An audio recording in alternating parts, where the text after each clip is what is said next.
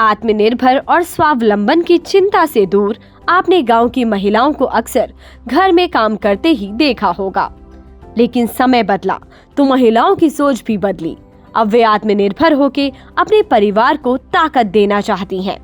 कुछ ऐसी ही कहानी है यूपी के मऊ जिले की रहने वाली स्वयं सहायता समूह से जुड़ी महिलाओं की, जो अपनी नई सोच और कठोर परिश्रम से गांव में आत्मनिर्भर भारत के सपने को साकार कर रही हैं।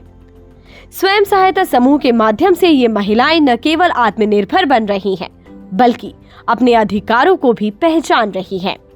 दरअसल मऊ जिले की नसीरपुर गांव की महिलाएं स्वयं सहायता समूह की मदद से च्यवनप्राश बनाकर अच्छा लाभ अर्जित कर रही हैं और अपने परिवारों को आर्थिक रूप से सहयोग भी करती हैं। समूह से जुड़ी सोनी बताती हैं कि पहले बहुत मुश्किल से घर का खर्च चलता था, लेकिन हमने गरीबी को अभिशाप नहीं बनने दिया और स्वयं ही कुछ करने का निर्णय लिया। सरकारी विभाग से च्यवनप्राश बनाने का प्रशिक्षण लिया और फिर महिलाओं का समूह बनाकर च्यवनप्राश बनाना शुरू कर दिया। वे कहती हैं कि उनके लिए यह सब इतना आसान भी नहीं था। घर से बाहर जाते समय समाज में बहुत कुछ सुनना पड़ता था। इसके बाद भी वे सफलता के मार्ग पर चलती चली गई। आज सभी आलोचक उनके कार्यों की प्रशंसा करते हैं। ये महिलाएं बताती हैं कि च्यवनप्राश बनाने के लिए हम आंवले के साथ ही 12 प्रकार की जड़ी बूटियों का उपयोग करते हैं। इसको बनाने के लिए हम किसी भी प्रकार के केमिकल का प्रयोग नहीं करते।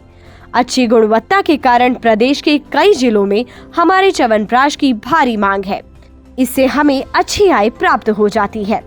ये महिलाएं कहती हैं कि घर संभालने के साथ ही आर्थिक सामाजिक रूप से गांव की महिलाओं का आत्मनिर्भर होना किसी चुनौती से कम नहीं है, लेकिन हौसला बुलंद हो तो फिर चुनौतियों से भी पार पाया जा सकता है। स्पष्ट है कि महिलाओं के प्रयास जहां भारतीय आयुर्वेद परंपरा को संरक्षण दे रही है, वहीं परंपरागत कुटीर उद्योग के विकास और विस्तार से ग्रामीण अर्थव्यवस्था को भी बल मिल रहा है।